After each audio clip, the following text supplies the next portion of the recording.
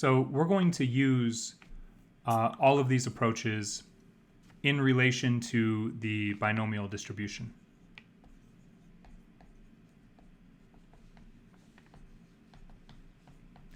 So before we really jump into, well, we'll jump into counting first, but before we really get into those, let's really think about what binomial is. So I remember last time we talked about Bernoulli, and let's see, I think I have a Bernoulli file open here. Oh, maybe I don't.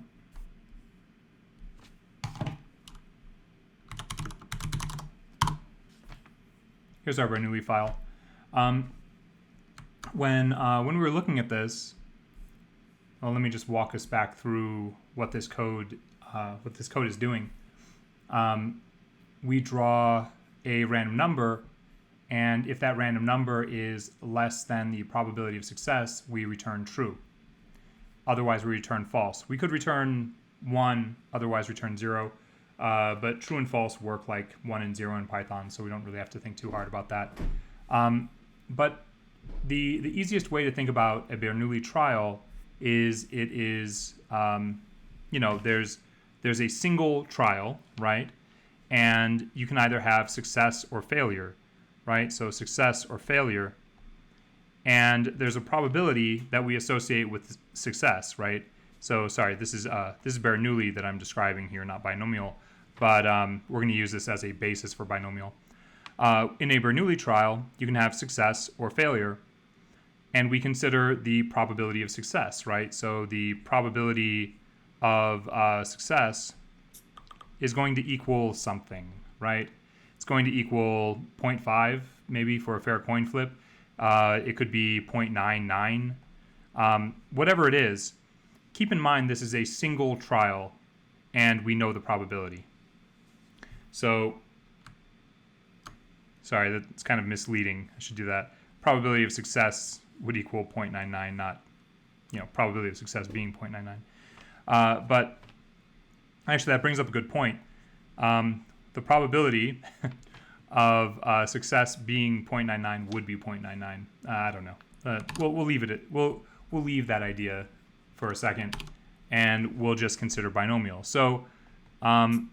Binomial, the way that we frame this, the way we phrase it, actually, is it is a series of Bernoulli trials, right? A series of Bernoulli trials. Now, what does that mean?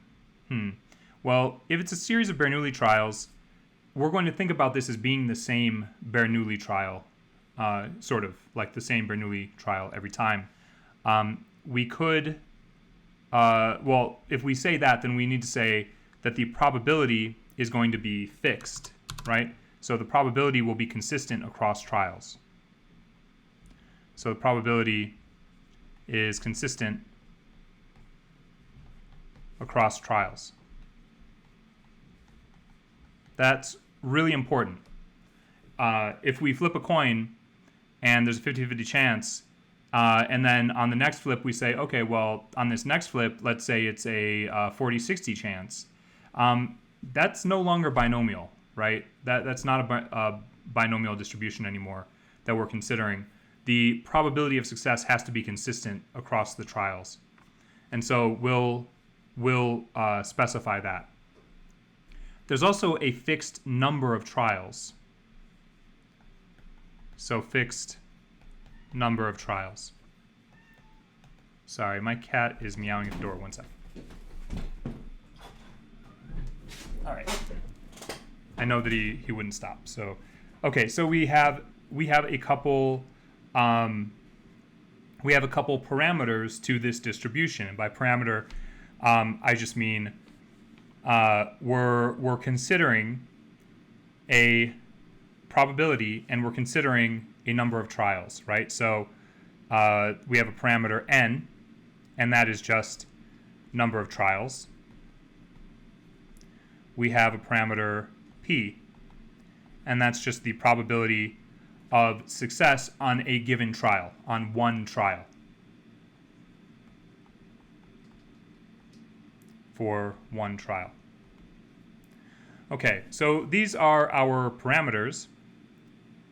And then there's something we want, there's a type of question that we are going to generally be asking, okay?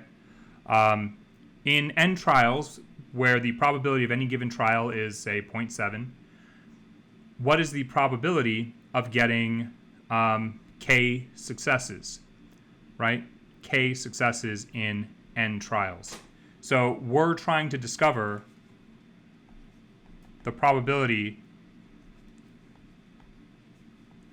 of k successes in n trials. Okay? And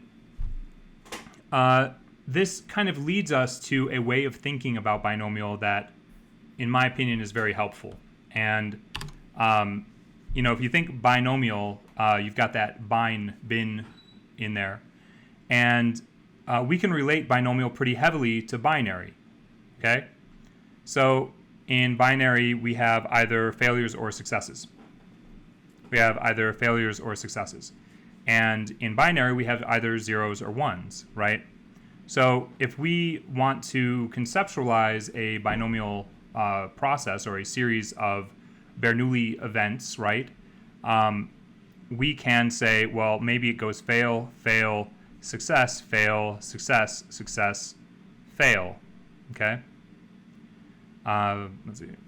And let's do another fail in there. All right, so this turns out to be what we would call 8-bit binary. So a bit is just a 0 or a 1, right? And we have 8 of them. So not only can we represent a number system using binary, we can represent a series of Bernoulli trials. And what that means is, well, this is the first trial, this is the second trial, this is the third, so on and so on. With that in mind, we can start thinking about how many different ways that we could get k equals 3. 3 successes in 8 trials. Well, this is one way, 0, 0, 1, 0, 1, 1, 0, 0, right? That's one way. We have fail, fail, success, fail, success, success, fail, fail. Another way would be success, success, success, fail, fail, fail, fail, fail. That would be another way.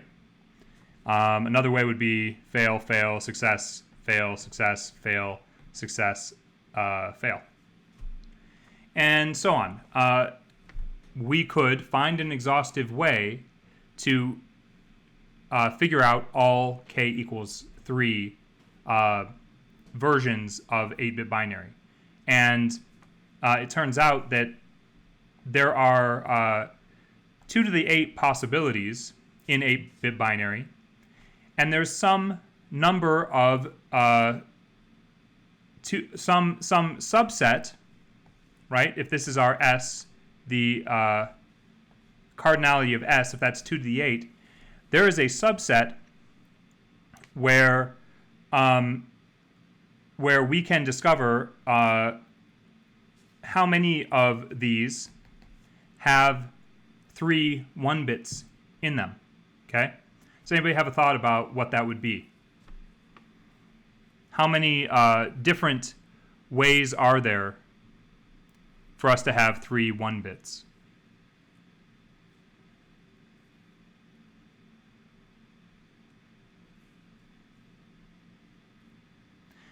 So if you recall permutations and combinations, there are a certain number of permutations that will have 3 1-bits. And it turns out that, since order doesn't matter, we can think of we can count how many of these have 3 1-bits, and that will be our cardinality of A, right? That'll be our subset. So when we see this in the binomial PMF, we're going to see it in the form of, we'll see it in the form of combinations. But the way that we're going to approach this initially is we are going to discover the subset of permutations that have 3 1s in them. So the cardinality of A will be, in this initial run, more closely related to permutations in the way that we're thinking about it. But we're going to do something that might seem like a little bit of a digression. And I want to promise you that it's not exactly a digression, and it's also something that I'm trying to get you into the mindset of an algorithm. What is an algorithm? How do we think about algorithms, and what kinds of uses that that they might have? So what we're going to do is we're going to count in binary. And we've already done a little bit of this. And we can think about relating decimal to binary. So I'm going to make a series of charts here. And first we're going to think about 1-bit binary, okay? 1-bit binary. Well, in 1-bit binary, we can have 2 symbols, 2 different possibilities, 0 or 1, right? There's only 1 bit, it's only 1 bit long. We can have a 0 or a 1. And it turns out in decimal, if we were to translate that binary to decimal, that would be 0 and 1. It would just work out that way. So that would be 1-bit binary. Let's think about 2-bit binary. So in 2-bit binary, we can have 0, 0. How about I'll just do that. We can have 0, 0, 0, 1, and when we get to 1 here, we have to roll it over, so we get 1, 0, 1, 1. And in decimal, that means we can count 0, 1, 2, 3. Okay? So let's continue with this idea and think about 3-bit binary.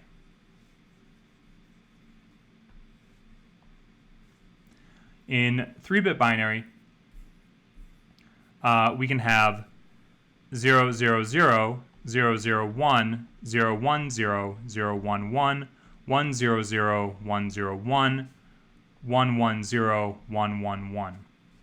This is 2 to the 3rd power, right? 2 times 2 is 4, times 2 is 8. And we can see 1, 2, 3, 4, 5, 6, 7, 8 different possibilities here. And if we want to create the decimal equivalent, this is 0, 1, 2, 3, 4, 5, 6, 6, and 7. Okay? So the largest number we can represent in this translation is between binary and decimal is going to be 7 in decimal.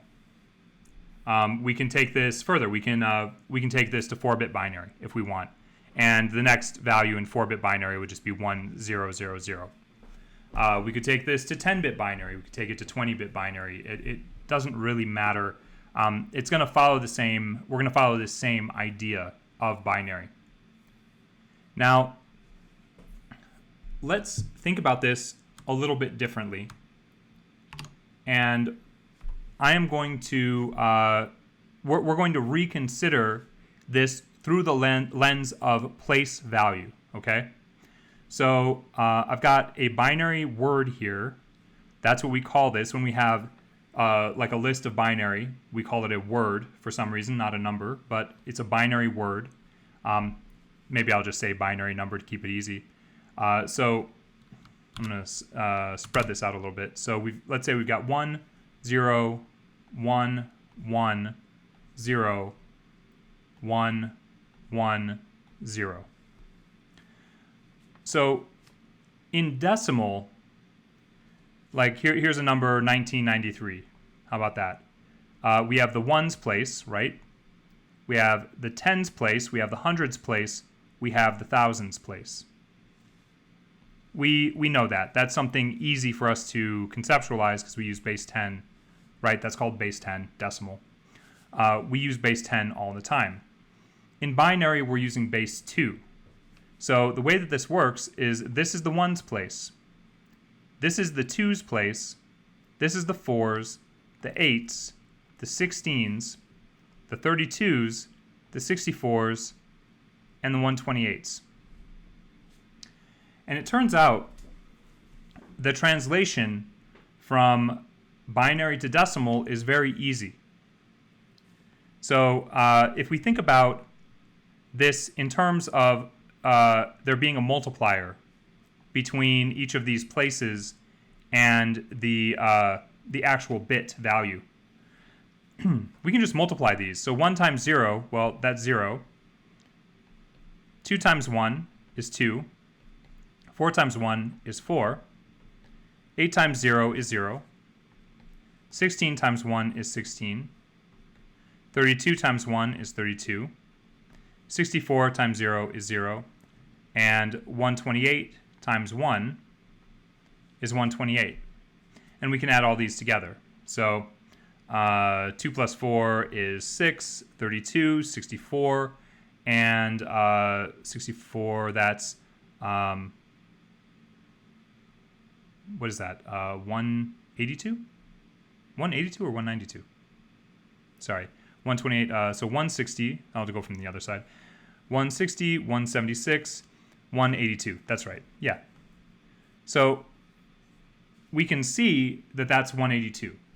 That's a simple representation between binary and decimal. Just to be clear, it doesn't always work this way. Sometimes we translate binary a little bit differently from this.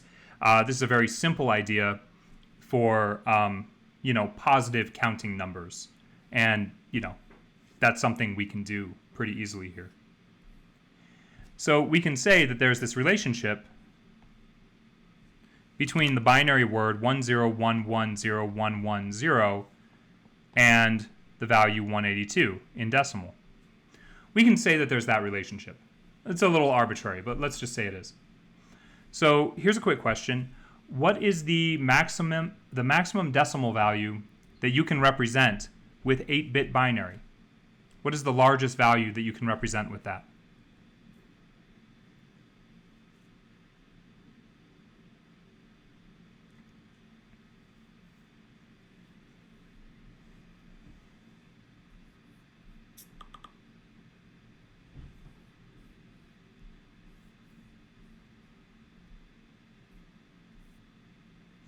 Yeah, somebody put in there 255.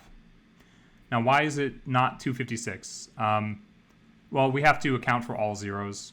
So we can represent 256 values, but we can only represent up to 255. So just to be very, very clear about that.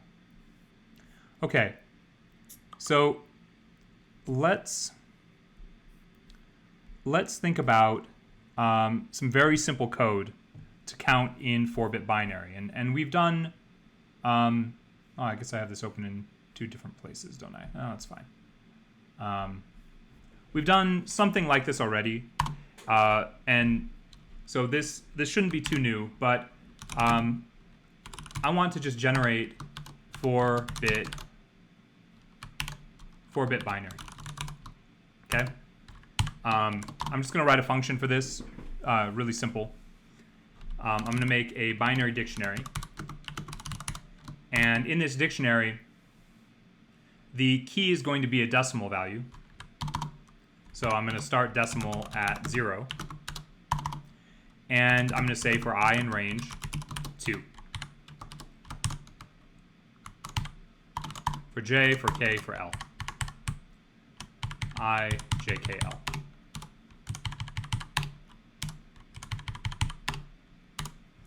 And we can pack in this dictionary. Bindict sub decimal is going to get just this list of binary. So do I, J, K, and L.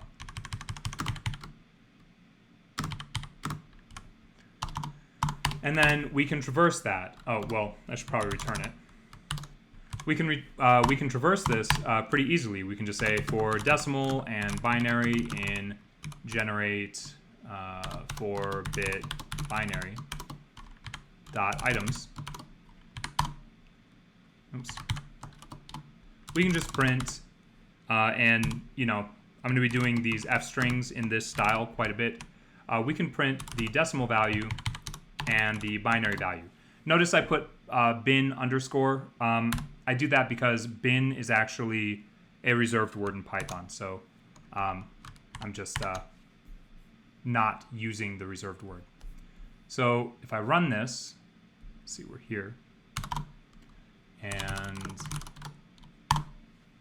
then we get an error because a none type object has no attribute items. Why is that? Oh, because I'm not returning anything. Okay. Try that again. And we only put one thing in there. Curious. Oh. Dot append. Sorry, everybody. I just kept overriding it with the value. So now we have a different error. Key error 0.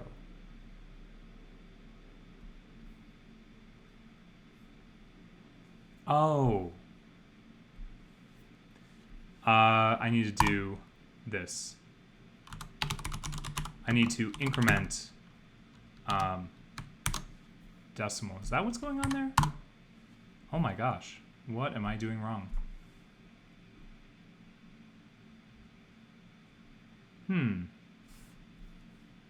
Oh, I don't need to append. I'm sorry. I'm being silly here. There we go. That's much better. Okay. All right, so now we have a relation developed between the binary and the decimal, right? So 0 is all zeros. 10 is 1010, right? We've got this relationship that we can see very clearly. Okay, so this would be the binary representation of 10. 1010. So that's easy. We can see that. It's not too hard to code that. The only thing is, the way that this is being coded, there's really only, what are we going to do? Write a different function for different, what if we want to generate 8-bit binary? We're going to do 8 nested loops. We could, right? If we're going to make 64-bit binary, like 64 nested loops, that's going to be some really terrible looking code. So I want to use that as a basis to consider an algorithm that it's one of those algorithms that I don't want to say you should learn, but you should learn at some point. It's basically one of the common computer organization algorithms. It's one of the kind of early algorithms that you learn in a comp sci program, something like that.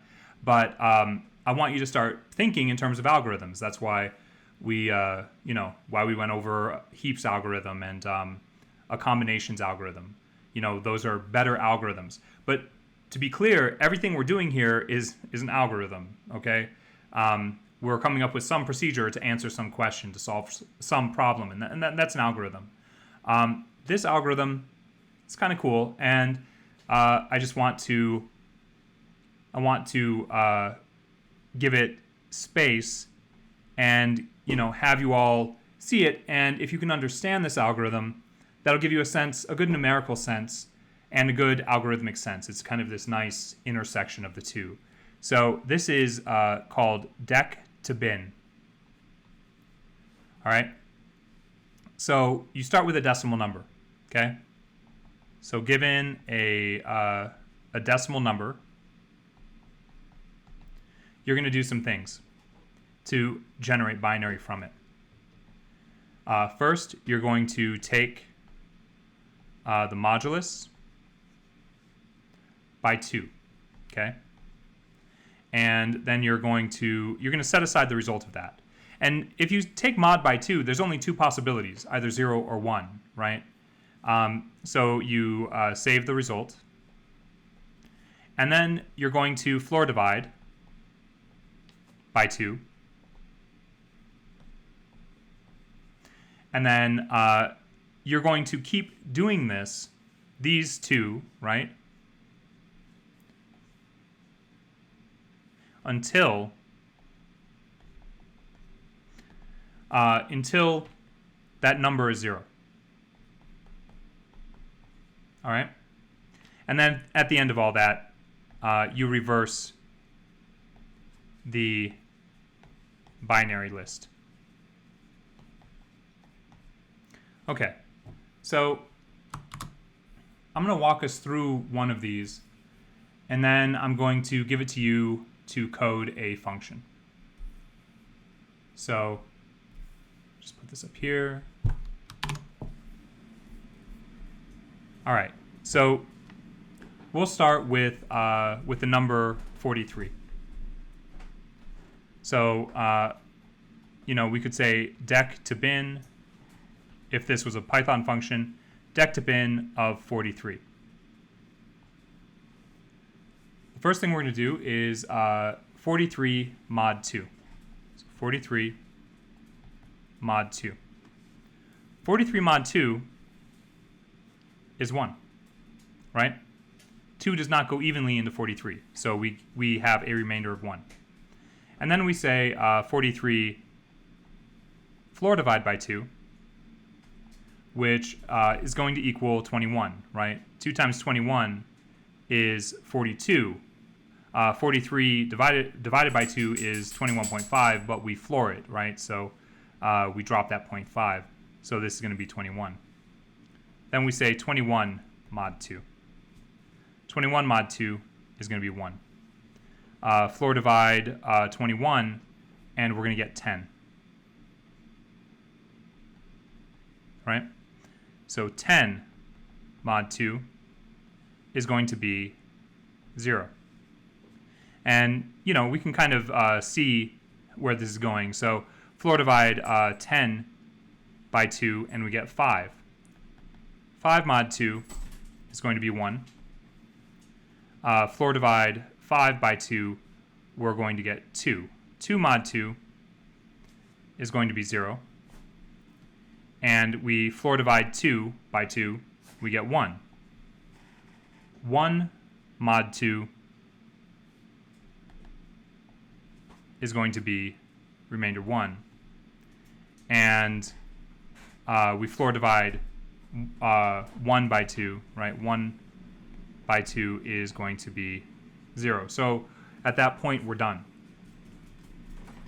Now, we could keep going, but we're just going to get zeros after that, right? 0 mod 2 is going to be 0, and we can keep doing that, but we don't really need to at this point. Now, if we reverse this, and we start down here, we start from down here. We say 1, 0, 1, 0, 1, 1. That is the binary representation of 43. Okay? So what I'm going to have you do is code a dec to bin function. All right? It's okay if you don't get there. Of course, we're going to code it out after. But the idea here is to, think algorithmically. Like approach this in terms of Python. Try to write something that has a repeated operation that gets you to a result. And here's the thing about this. There's a couple different ways you could write this. The way that I am going to recommend you write it, and it's okay if you don't follow this to the T, I would like you to write it where you have a fixed number of bits. Now, if you're coding the number 1, decimal 1 into binary, decimal 1 is, of course, it's going to be 0. It's going to be 0, 0, 0, 0, 0, 0, let's see, 1, 2, 3, 4, 5, 6, 7, 1. If you require 8 bits. So if we have a parameter to this function of number of bits, then that means that you need to ensure that there are 8 total bits and that you don't just return 1, right, as the binary. So hopefully that doesn't throw you too much. It's really the difference between using a for loop or a while loop. Okay, so I'm going to give you 6 minutes to do this. And, good luck on it. It's okay if you don't get there. Try, though. Give it a try. And once you get to something that's workable, throw it into the Slack. So I'll set a 6-minute timer and go for it.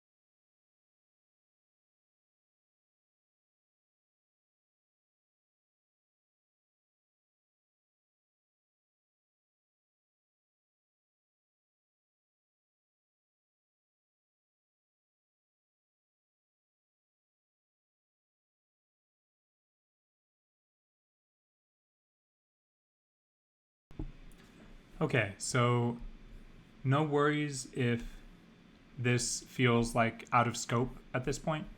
I'm going to walk us through this, and just step by step, we'll see how to code this out. Okay, so the first thing is our function is named dec to bin, right? Dec to bin, and we're going to put in two things: the decimal value and the number of bits that we want to to have in the number, right? In the binary word that's generated.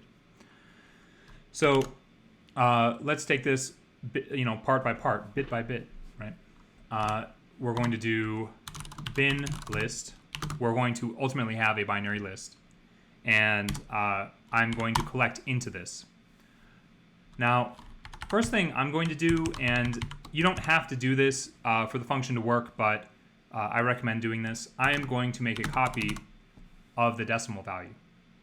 So x gets dec, right? So whatever that number is, we now have this value x that we can modify. And by in the process of modifying that, we aren't changing the value related to the parameter. So I'm going to do this. I'm going to do this some number of times. I'm actually going to do it n bits times. Okay? So I'm going to do this n bits times.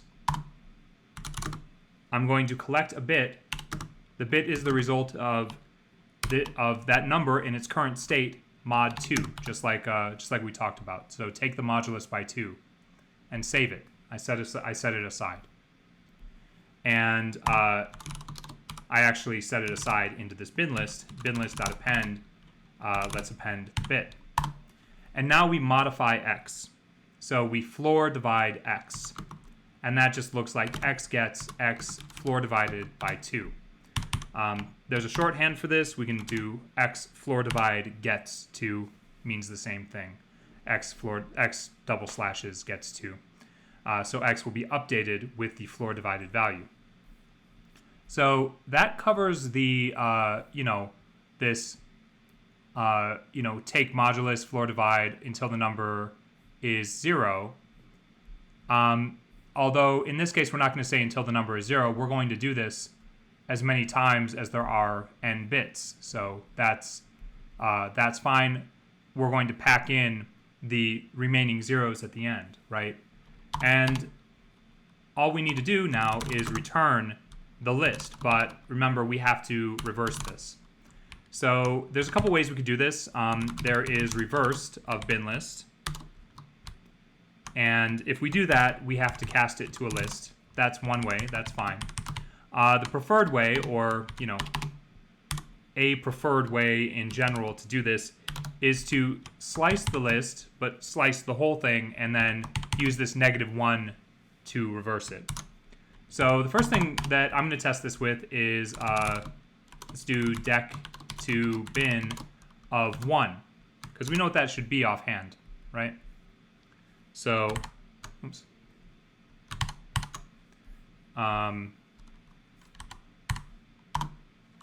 It should be all zeros and then a 1. So we have 7 zeros and then a 1. So that's nice. The other thing, the one that we worked through was the number 43.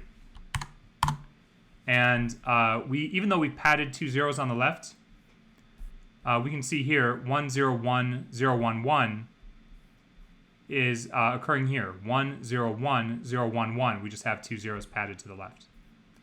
Okay. So why do this? Why go through this? Well, this is all leading us toward thinking about the binomial distribution. Okay. If we and just to touch back on this, just for a second, why binary? Well, we can have a binary word represent a series of successes and failures because it's just zeros and ones.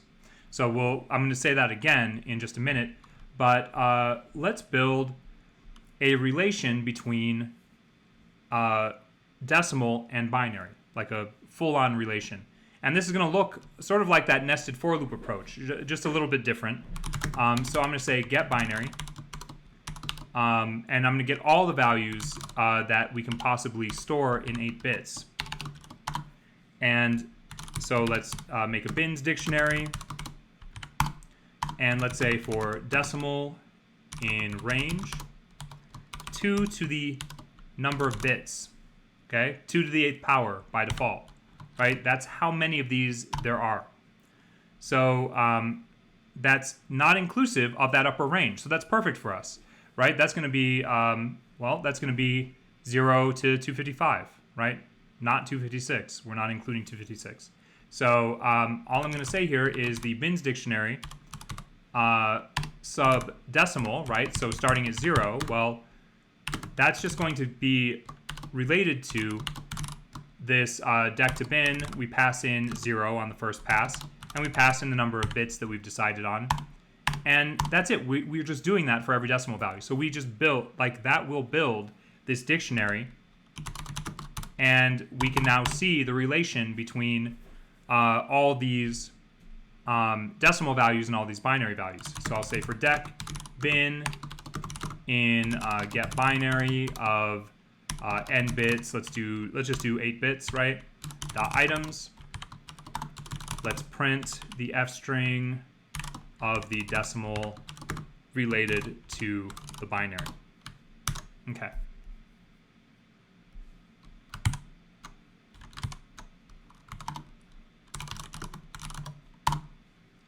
Name D is not defined. Of course, it is not defined.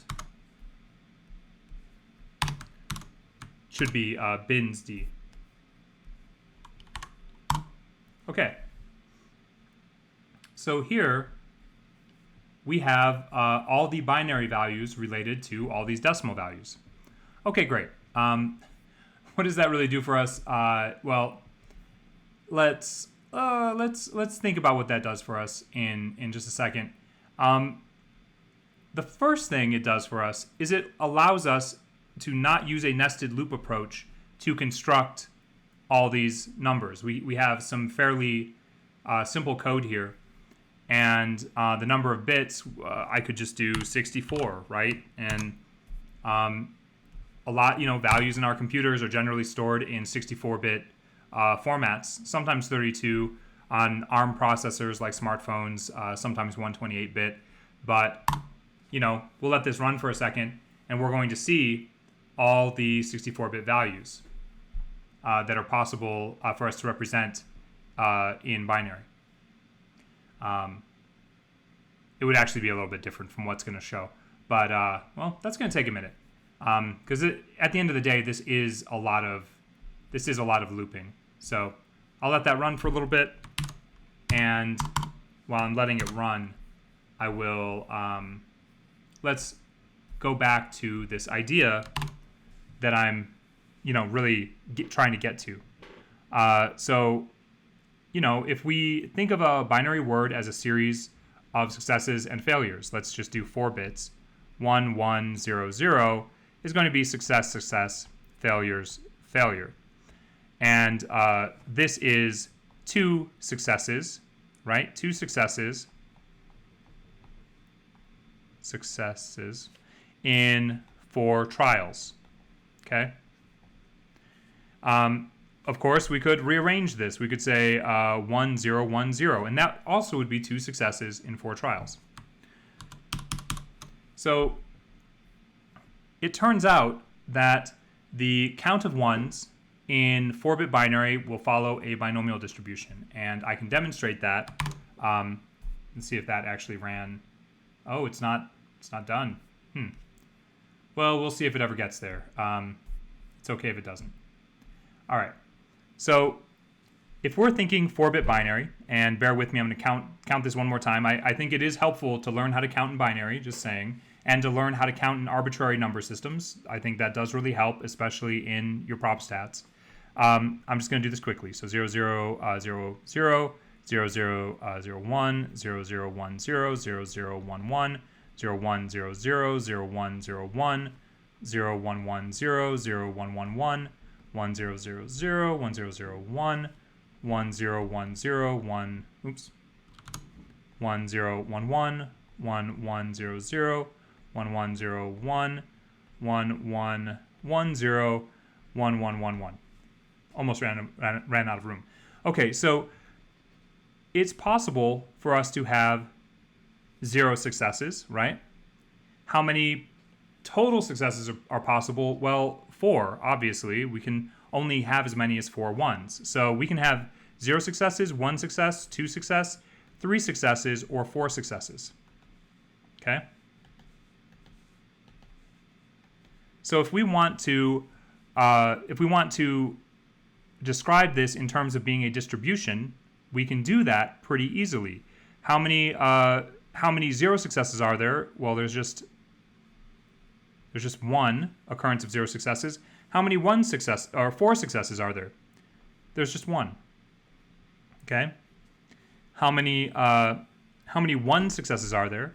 There's 1, 2, 3, 4. So 1, 2, 3, 4. How many 3 successes are there? 1, 2, 3, 4. Okay. 1, 2, 3, 4. And then how many 2 successes are there? There's 1, 2, 3, 4, 5, and 6. So 1, 2, 3, 4, 5, and 6. All right. So this is assuming, right? Let's describe our parameters here for this binomial distribution. N is 4, the total number of trials. The probability is going to be 0.5 in this case, because we're just doing a straight count here. We're either getting a 0 or 1. We're not assuming different probability for a 1 than a 0. Now, this looks kind of like, and you might want to remember this. This looks kind of like a normal distribution, and the binomial distribution is pretty related to the normal distribution. Although normal distributions deal with continuous values, binomial deals with discrete values. We can answer a question here, such as the probability that x is equal to 2. We can answer that question given this construction of the distribution. So 2 is going to have 1, 2, 3, 4, 5, 6, and we have 16 total possibilities, right? So that is 6 out of 16, or 3 out of 8, okay? So we can answer questions already about the binomial distribution. What is the probability in 4 coin flips that you get 2 heads? Well, that's 3/8 probability. So that I hope that makes sense. We can also answer, so that's a PMF problem, right? That's a PMF problem. We can also answer CDF problems, right? We can answer the question, the probability that x is less than or equal to 1. So what is the probability that you get less than 2 coin flips in 4 coin flips? Well, we can count that pretty easily. That's going to be 5 out of 16. Okay. So we can see here that binary is, fairly helpful in conceptualizing a binomial distribution. We can just count in binary. Now, one issue of this is that in this approach, we have a fixed probability of 0.5. It turns out that in a binomial distribution, we can change that probability. That is possible, and we'll explore that in some detail. So what we can do now in code is we can construct a binomial distribution for n trials if we are using a probability of 0.5, okay? So that's the next bit of code that I'm going to go through. So I'm going to call this binomial distribution. And we'll default our number of trials to 8. And I am going to make a binomial dictionary and just call it dict. So here's the thing. We have this get binary already that is associating decimal with binary. So that's nice. That's going to be convenient. We can we can get a dictionary back using get binary, pass in our n bits, right? Which is going to be n trials, right? It's going to be the same value as n trials, and which is our parameter up here. And we can process this dictionary. We can say for dec and bin, except remember, we don't need the dec, but let's leave it in there for a second.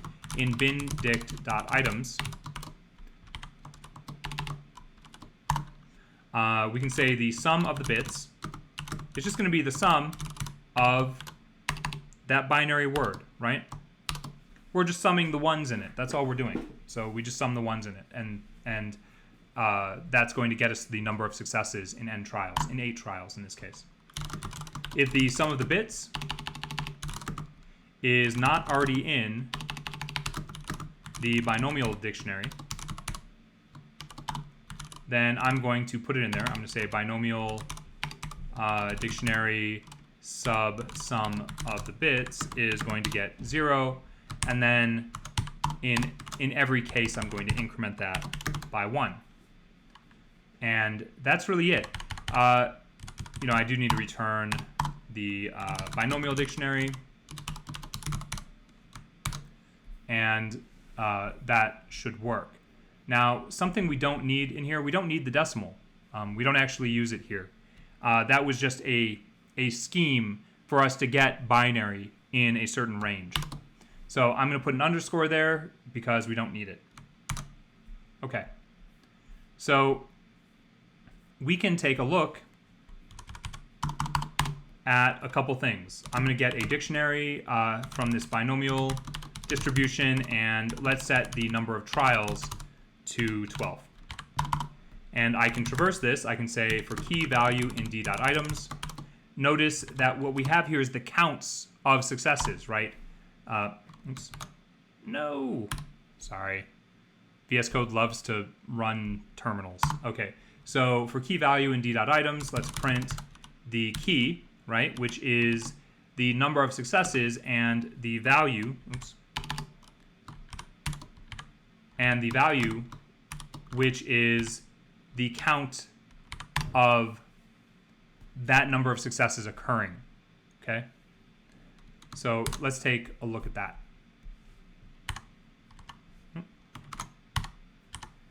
Oh, wow. What is...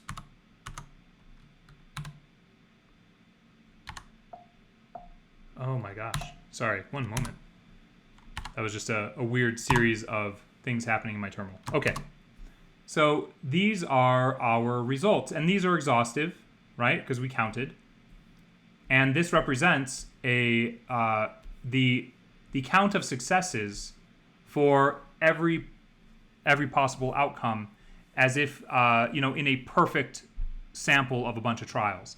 Now that's a little vague. It's a little hard to interpret. But if we were to ask, what is the probability of x equals 6 in a binomial distribution that has 8 trials and a probability of success on any given trial of 0.5, well, that's going to be 924 out of however many this is, right?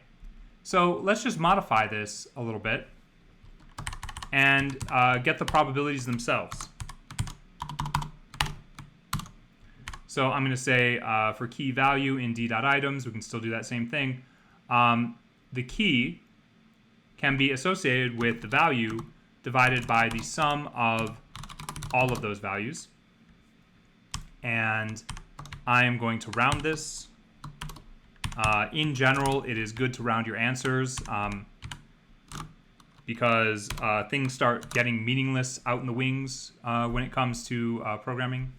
You get further to the right in a float number, and those values mean less and less. Okay, so here are our probabilities associated with these. And if we want to give this a more concrete understanding, I could ask the question.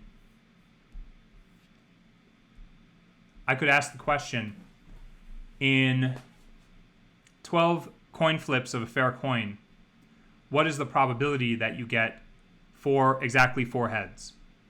And that would be 0.121 probability, roughly. Or I could ask, what is the probability that you get 5 or less heads? And that would be 0.193 plus 0.12 plus 0.053 plus 0.016 plus 0.002 plus essentially 0. So this actually works. This works for our problem, the problem at hand of describing a binomial distribution. And we got there through counting. We got there by way of binary counting. Okay, so that is essentially our counting approach when it comes to the binomial distribution. And let me just answer. I'll just answer one question really quick here. Oh, I essentially already answered that question. You know what? I'm going to skip that breakout, and instead, let's take a break. Let's take a 6-minute break. And when we get back, we're going to approach the binomial distribution from a different lens in our analytic approach, and that's the sampling lens. Okay, so we're going to take a sampling approach for binomial next. Okay, so I'm going to set 6 minutes on the timer, and I'll see y'all back here in a little bit.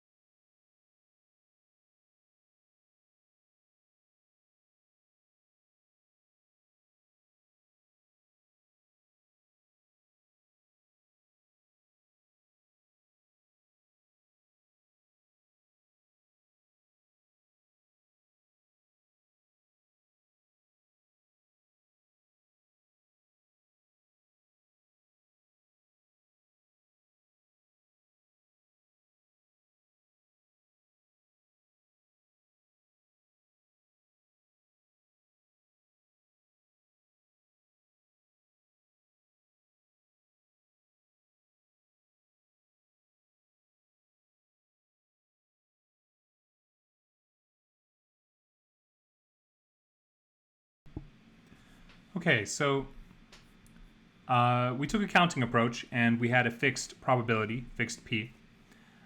We can take a sampling approach, and again, we're going to do this with a fixed probability of 0.5. Okay, so we'll continue to build out this idea of binomial, but now through sampling. Okay. In general, when we're sampling at this stage, we're going to use choice. We're going to say from random import choice. And by the way, for today's lecture, if you're trying to follow along with code and you fall behind, make sure to go to the Python file that I posted in the original post for the class today. That's where that lives, and it's updating every 30 seconds or so. So you should be able to grab it there. Yeah, and that's exactly the file, the one that was just linked in. Okay, so this sampling approach, what we're going to do, and this is generally how we think about sampling, we've got a pool of potential outcomes, right? And we can name a number of bits. Let's say we name 8 bits. So this will be the pool of all possible 8-bit values. And we're going to construct a random binary list by just choosing a 0 or 1 for each of these places. So, this will be 0 or 1, 0, 1, 0, 1, and so on. So we're going to up to 8 bits. Now, one thing that might occur to you, because intuitively humans are not that great at probability, but one thing that might occur is that every possible binary word would have equal probability, and that may be true, but the sum of the bits, right? The sum of the bits is what we're interested in at the end of the day, and so there is going to be some most common sum of the bits, and we should see that represented in this sampling process. So that'll be easy to see once we do this. So I'm going to say get bit. Let's get 1 bit at a time. Oops, let me just do that. We'll get 1 bit at a time, and I'm going to say return the choice between 0 and 1. Not 9 and 1, but 0 and 1. All right. So that's going to get us 1 bit. Fine. We want to generate n bits. And we've been working with n is 8, so I'll just do that. And we want to generate a random 8-bit word. That's easy to do. I can set up a collector, list gets empty list. And for whatever in range n, right, which is 8 by default, I can say list.append. We can get a bit for however many values of n, and then we can return the list. So this isn't something that we're going to cover in great detail, but I can actually rewrite this as a comprehension, which I'm going to do. I'm going to say return get bit for whatever in range n. This one line is the equivalent of these 4 lines, and in Python this is cleaner code. You don't need to do this, but I just want you to see that this is the same thing as this. There are going to be a couple other comprehensions I write for expediency, later on. But I want you to see that this is the same idea as a collector pattern, collector accumulator pattern. So the function that I'm going to write next is going to be called binary sampling dictionary. And this is going to be the heavy lifter for what we're doing. A very important thing here, of course we're going to have a numbits parameter, but the more important parameter, because this is a sampling process, the more important parameter is going to be the number of samples, right? And we will do 1,000 samples by default. So how do we do this? This should be, this is going to be a sort of archetypal function for us. We are going to write a lot of functions that look a lot like this. We've already written a few that look somewhat like this. First, we instantiate a dictionary. Next, we run our number of samples for whatever in range num samples. That's just how many times we're collecting. That's how many times we're sampling. We're going to get some binary out of generate n bits. And I'm passing in the number of bits that we established there. And then we're considering the sum of the bits, right? That is our value of k. That what I'm going to call k. Our observed k is going to be the sum of the binary. Okay. So now, if that observed k is not already in the dictionary, and this is another pattern that we're going to see with dictionaries. If it's not already in there, let's put it in there. And I'm going to set it to 0. Okay, so in all circumstances, I'm going to increment this by 1. That just means we saw it. We saw it, so we're going to say that we saw it one more time. All right, so now we can return the dictionary. This is going to allow us. To view the results of 1,000 samples. Well, how do we go about doing that? Well, we're going to call out to this, and I will leave it at number of bits is 8. Oops. We'll put that in a dictionary, and then we'll traverse the dictionary. So for k and count in d.items, I'm going to run it like this first, and then I'm going to change it a little bit because we're going to notice a little bit of a problem. We're going to print that k value, and we're going to print the count.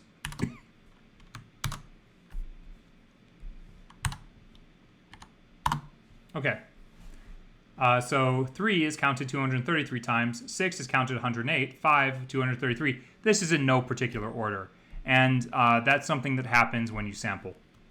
So I'm just going to go ahead and run sorted on this, and let's run that again. Okay. So this is not going to be a perfect binomial distribution because we've sampled. So we are not going to have that same symmetry, but we quote unquote should have the same symmetry, right?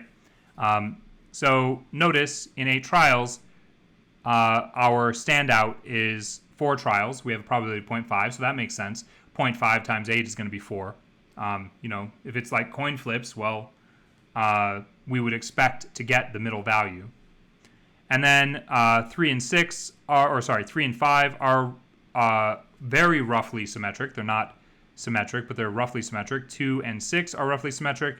1 and 7 and 0 and 8 are roughly symmetric. So we can see that this is doing something that looks like a binomial distribution. Is it a binomial distribution? Not perfectly, but that's okay. We're not going to get perfect with sampling. But what we can do is we can move our sampling process toward the theoretical distribution. And the way we do that, well, how do we do that? We take more trials of samples, basically. And so a way that I can do that, well, I'm getting a little ahead of myself. First, let's think about one way to make this a little bit better. And instead of this count, let's turn this into probabilities. So it's going to be the count divided by d dot values, the sum of d dot values.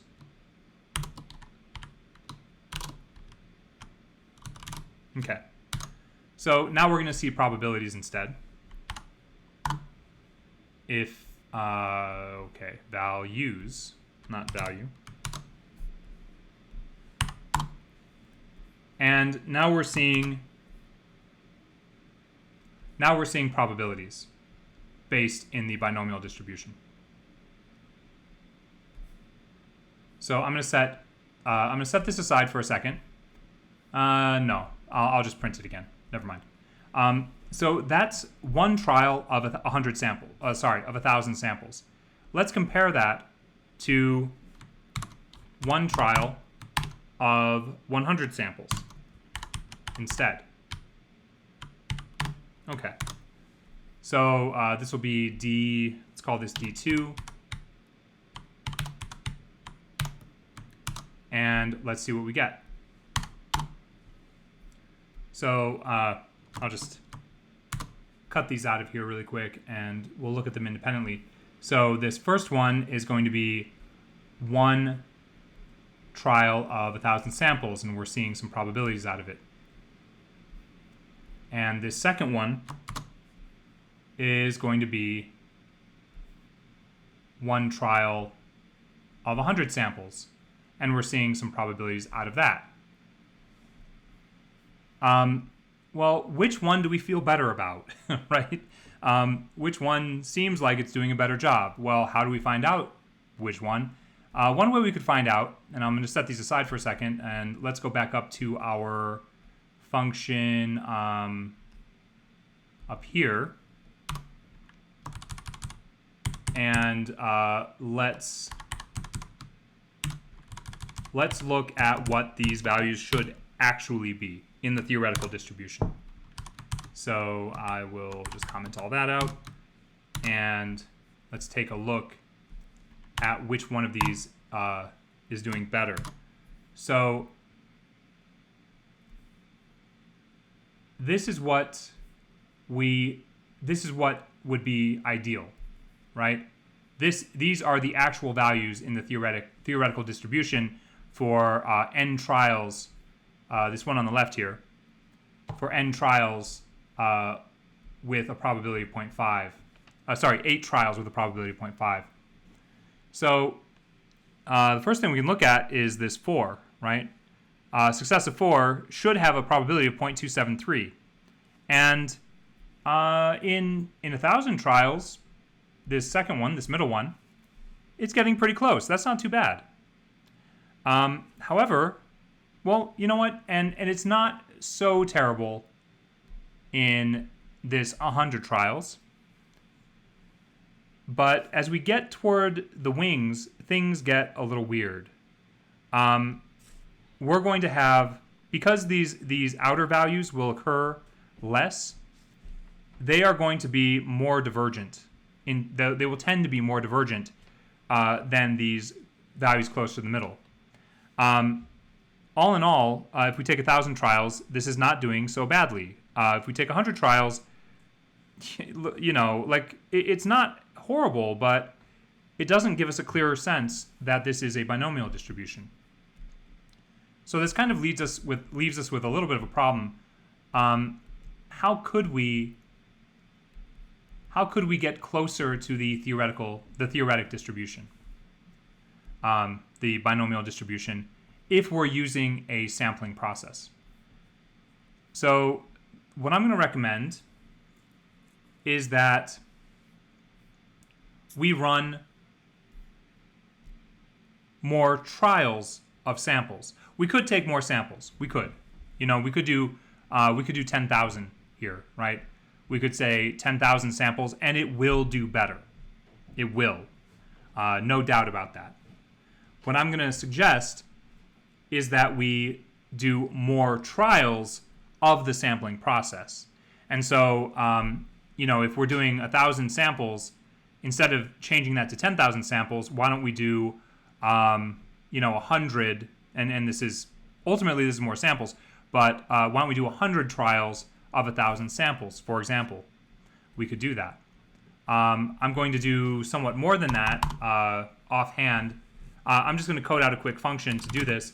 I'm going to call this binary sampling, and I'm going to just hint at the central limit theorem by saying CLT. essentially we have a sampling process that will allow us to approach the theoretical distribution. Okay, so I'm saying num samples 1,000, keeping that, and then I'm gonna make this other thing called number of sample trials. Okay, and that I'm going to default to 500. A sample trial is a single sample trial is 1,000 samples. So we're just going to build 500 dictionaries by default here, if that makes sense. So this is pretty straightforward.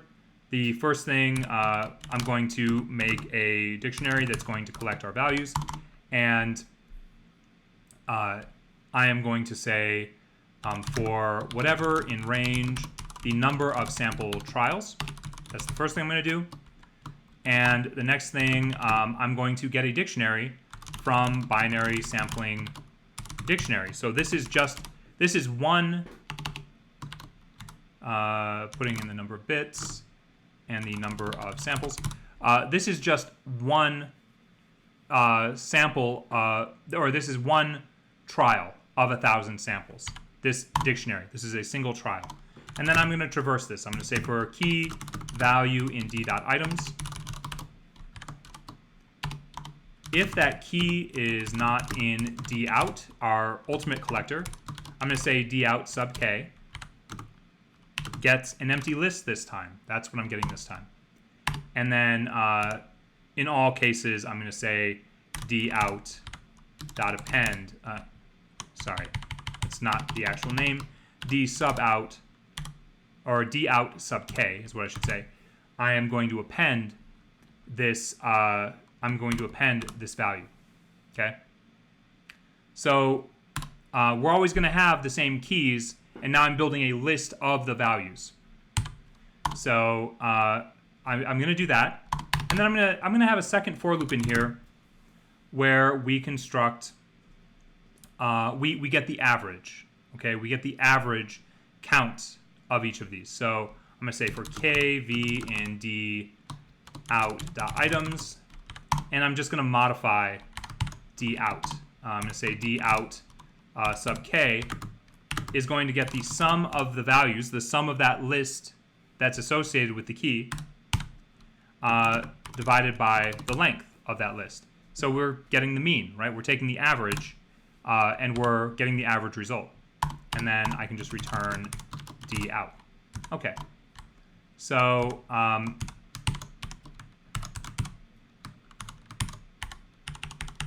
if I get this dictionary out of here, and let's do number of bits. Let's do 16. Well, let's do 8. Let's do 8. Number of samples 1,000. Number of sample trials 500. That's fine for me. Let's observe this. Let's say for key value in the sorted version of d.items. Okay. Let's print an f string of the key associated with the value, and I need to put quotes in there. We'll do that. So that's the counts. And let's also observe the probabilities. So this will be the key, v divided by the sum of d.values. And this will be the averaged observed probabilities. Okay? And then with that, let's compare that to, let's see, I think I have that running up here, number of trials 8. Okay, so that should, so we'll have, again, we'll have the what the value should be, and then what we're getting with this 500 trials of 1,000 samples process. Okay. All right. So we've got some counts in here right in the middle, and I'll just snag all these because we really do want to see these. So here's the theoretical distribution, which I will put on the left again. And we've got the counts here, but Do we really need to look at the counts? No, let's just look at the probabilities. And let's see how well they do. I could have rounded these. I probably should have, but that's okay. We'll just look at these side by side.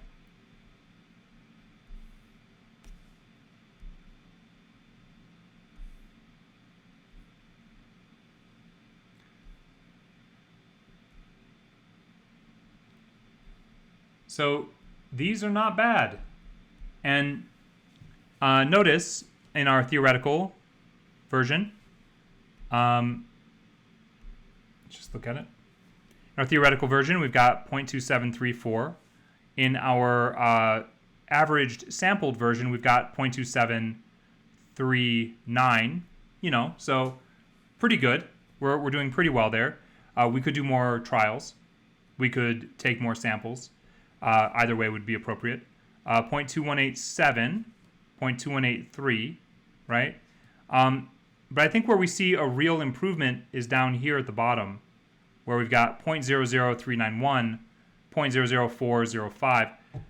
That's closer. That's in much better striking distance. So out in the wings, we're doing better as well, even though those values end up are a little less likely to occur. When we average them, we see a closer result. So let me just comment these out. So this is a way that we can use sampling to get us closer to the theoretical distribution. It's possible. It's definitely not out of the realm of possibilities. Okay, so we're going to do something. We're going to do something else with sampling in part because I want to drive this idea of sampling home.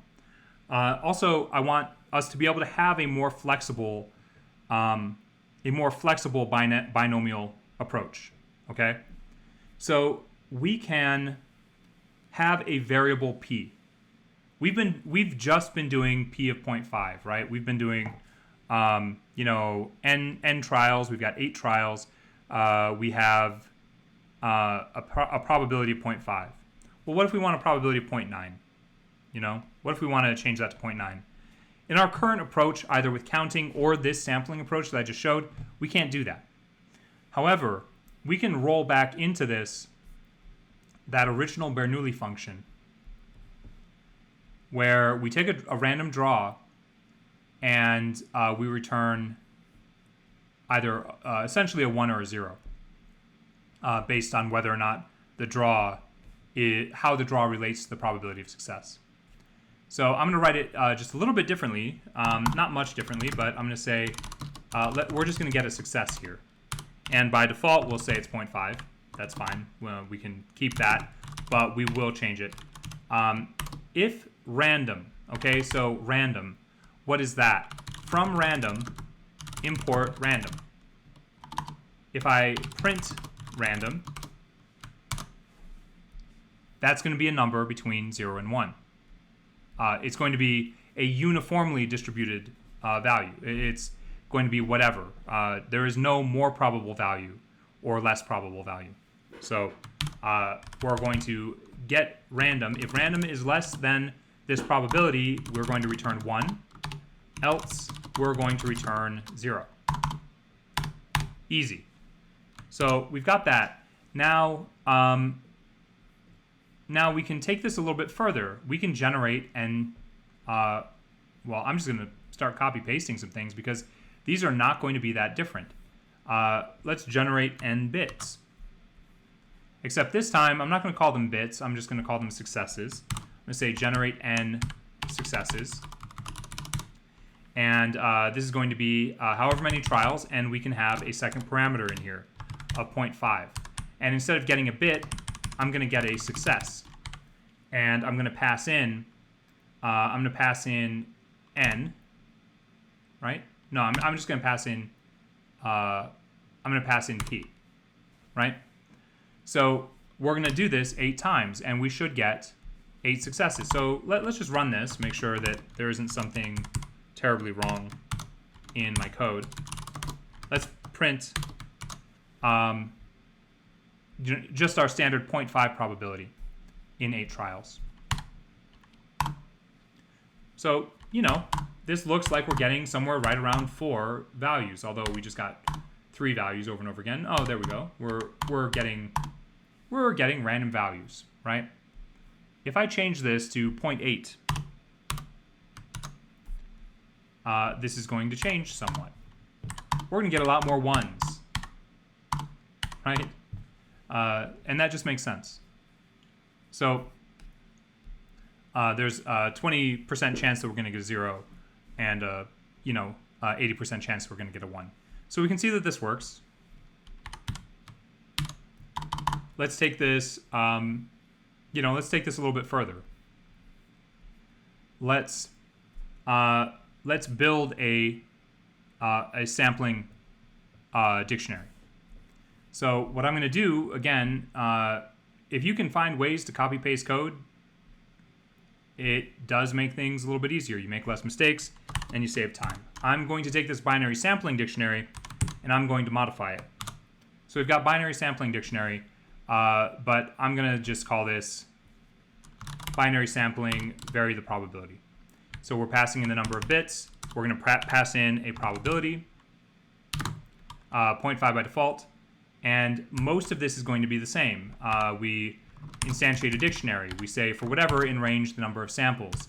We generate, instead of generating num bits, we're going to generate n successes. And we're going to set, so num bits is fine, and we're just going to put p in there. Now, does anything else need to change, right? No. We're going to still observe k. If that observed k is not in the dictionary, then we add it in there and we increment it. So that's pretty straightforward, and we can do one trial of 1,000 samples, which would be this one. Right? Yeah, that's it. Okay. So let's look at how this does. This is binary sampling. We're going to vary the probability, and we're going to pass in a probability of 0.5. And this should do as well as that, just the one where we have a 0.5 probability, but we didn't specify it. We're just using a different underlying function, but it'll do the same thing. And that should do that. So let's see what we get. We get, 0.28, around 4. That makes sense. Now, what happens to this distribution when we change this probability? And this is an important aspect of the binomial distribution. Let's look at this. We just skewed our distribution. In fact, in 8 trials, because of the skew of this, we're not getting 7 successes. We're not getting 8 successes in 1,000 trials. Sorry, in 1,000 trials, we're not getting either of those values. And it turns out that our highest probability is right here. So this brings up the question, well, what would we expect to get? What would be the expected k value for us to get? Okay, that's kind of easy to figure out in a binomial distribution. It's the number of trials multiplied by the probability. 2.4. Okay, does that make sense? When we're looking at this, 2.4 kind of makes sense, right? We don't see, we've got this, 3 is a little bit more probable than 1, possibly, in the way we're looking at this. And we can imagine that this is right around 2.4, where our expectation would be. Of course, this is a discrete distribution. We cannot achieve the value 2.4. We can, we can't have 2.4 successes in n trials. We can only have 2 or 3 or 4 or 5 or 6 or 7 or 8, or 0 or 1. But we can expect something between 2 and 3 given this number of trials. Now we could also say change this probability to 0.9 or 0.95. How about that? And see what we get out of this.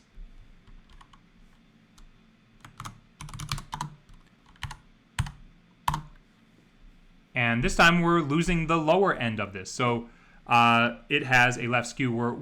We have a tail that diminishes on the left. So the most probable outcome is 8, right? That's our modal outcome, 8 successes. What is our expectation here? Our expectation is going to be 8 trials multiplied by a probability of 0.95. So our expectation is going to be 7.6. So I hope that makes sense, why our expectation is going to carry values into 8 successes. Okay. And the same thing that we did before, where we were able to better approximate a theoretical distribution, well, we can do that. We can do that again. Okay. And I'll just adapt this prior function again. I'll adapt binary sampling CLT, and I guess I can use all of this actually. All right. And so just a couple things I need to change in here, right? The number of bits, again, I'm just going to change this to 8 by default. And probability by default will be 0.5. And the rest of that looks good. Number of samples is 1,000. Number of sample trials is 500. We instantiate the dictionary. We say for whatever in range, number of sample trials. We get D, our binary sampling, except now we change this. We can just change this to vary the probability. And we can put in the P, right? So num bits or n bits, the probability, number of samples. For K, V, and D items, all of that looks good. And I believe that's all we need to change there. Okay, so let's do this last part, right? So binary sampling CLT, vary the probability, and let's we need to pass in a probability, and I will put in 0.3 here. Okay. So this is 500 trials of 1,000 samples, and we're averaging the results.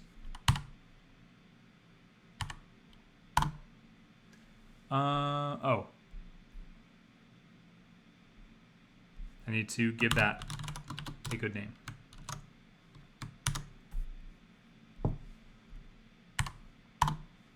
Okay, so looks like I'm printing something else. Oh yeah, I'm printing 2 things.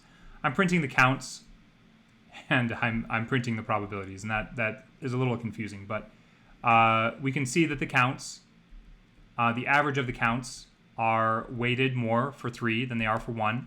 We can see that our expectation is a little bit greater than 2, and we can see our probabilities. And these probabilities are likely very close to the theoretical distribution. However, we don't have, right now, we don't have yet a scheme to look at the theoretical distribution, right? Because the way that we looked at the theoretical distribution was through counting, the exhaustive process. And we got something out of it. We got, if we have a probability of 0.5, well, we can determine the exact probabilities for the number of successes in n trials if the probability is 0.5. We don't yet have a means to discover the probability of k events if we have a probability per trial different from 0.5. But that takes us to the next part of this. So we've done a lot of procedure here, and we're illustrating a mathematical concept through these procedures. However, we kind of haven't done math, really. we've averaged some things. We've looked at these procedural concepts and counted and figured things out that way. Turns out, in a binomial distribution, again, we have parameters. We have the parameter n, which is the number of trials. We have p, which is the probability per trial. And we have k. And k, we're looking for the probability of k successes. There is a closed formula that describes this. And I'm going to show you that closed formula. The probability that we get k successes in n trials is going to be the combinations n choose k, okay? That's n choose k, right? That is the same thing as n choose k, multiplied by p to the k, the probability to the k, multiplied by 1 minus p to the n minus k. So that's kind of nice. We can just use this. In that problem, n choose k, we're talking, if we want to discover the probability of, say, 2 successes, right? 2 successes in 8 trials with a probability of 0.3. So why don't we just plug these in? That would be, if we wanted to work this out by hand, and I'll do that. I'll throw this into a calculator in a second. That's 8 choose 2 multiplied by 0.3 to the 2 multiplied by 1 minus 0.3 to the 8 minus 2, right? Okay. So we have this closed formula that will work, and this is the probability that x will be 2 when we have probability per trial of 0.3 and we have 8 trials. So I'm just going to open this up in IPython, and maybe I'll screen capture that really quick so I can just quickly translate it. And there's going to be, well, we need a combinations function, don't we? So the first thing I'm going to do is just write our combinations function really fast. And I'm going to say from math import factorial. And then I'm going to say, I'll just do def combinations, why not? Def combinations, n choose k. And this is just going to be int of the factorial of n, if you remember, divided by the factorial of n minus k, multiplied by the factorial of k. We can see combinations directly in the binomial PMF, and that is what this is. This is giving us the probability of some specific outcome in our distribution. So it is a probability mass function. Okay, so we have this combinations function, which it is not letting me, okay, what's going on here? Open, I'm missing a parenthesis. How about that? Oh, come on, okay. All right, so if I want to solve this, I can just say combinations, and there's going to be 8 choose 2 multiplied by 0.3 squared multiplied by 1 minus 0.3, which is just 0.7, right? Raised to the 8 minus 2, or 6, right? So this should give us the probability of 2 events in 8 trials with a probability per trial of 0.3. 0.296475. Let's see how well our, let's see how well this did above. 0.295, that's pretty good. Our averaged sampling approach gave us a value very close to the theoretical value. So this is kind of where we bridge the gap. We start bridging the gap here, all right? And I'm gonna just copy, see, I'll copy this into our code base. And I will have to, I don't know why that's happening. Oh, I know, okay.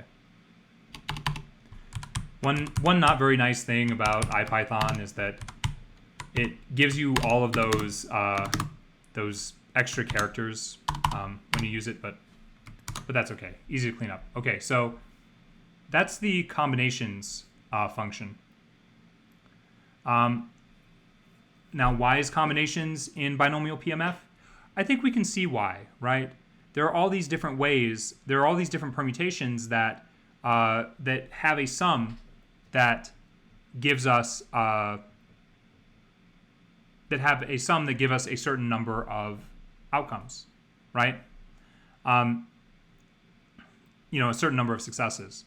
So, you know, like 0, 1, 0, 1 is essentially the same as 1, 0, 0, 1, or, you know, however we want to think about that.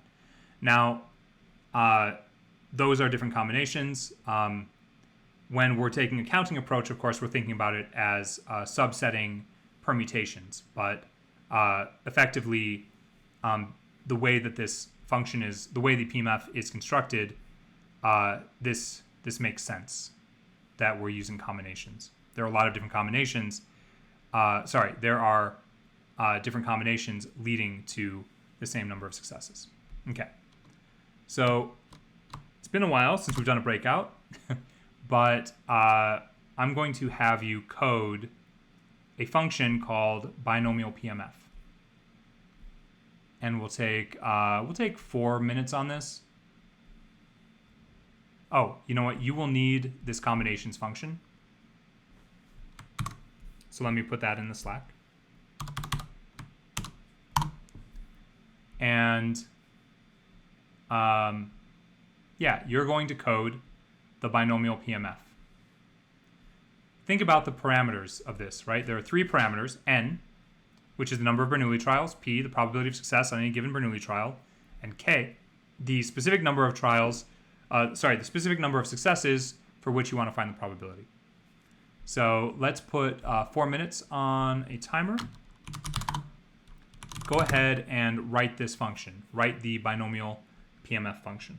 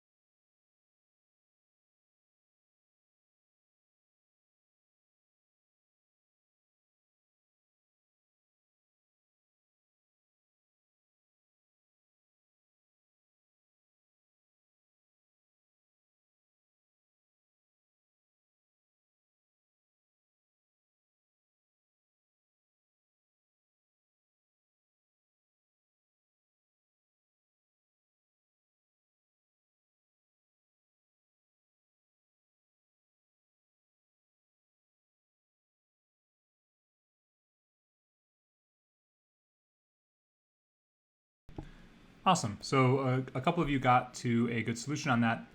I'll go ahead and code this out. And it's nice to just have this as a reusable function.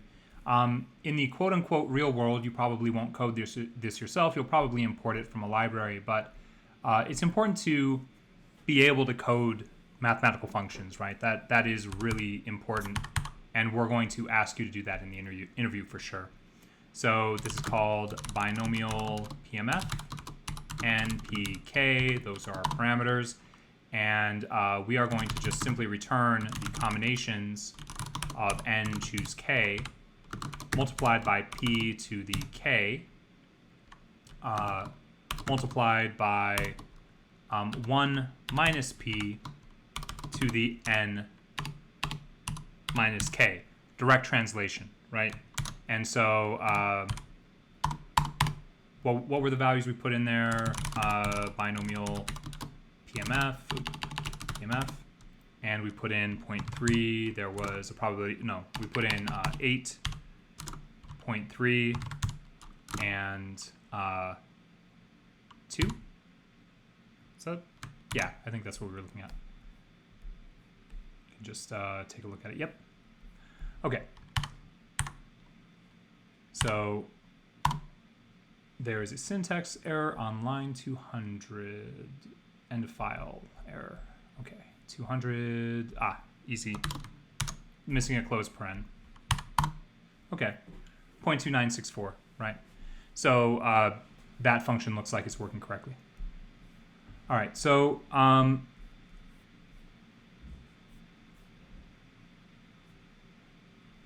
what we'll start working on tomorrow, I think. Yeah, what we'll start working on tomorrow is solving binomial problems. Sort of standard textbook style binomial problems. We might invent a bunch of binomial problems as well. But I think for today, let's call it. One thing I do want to say, well, I'll go ahead and stop recording before I say this.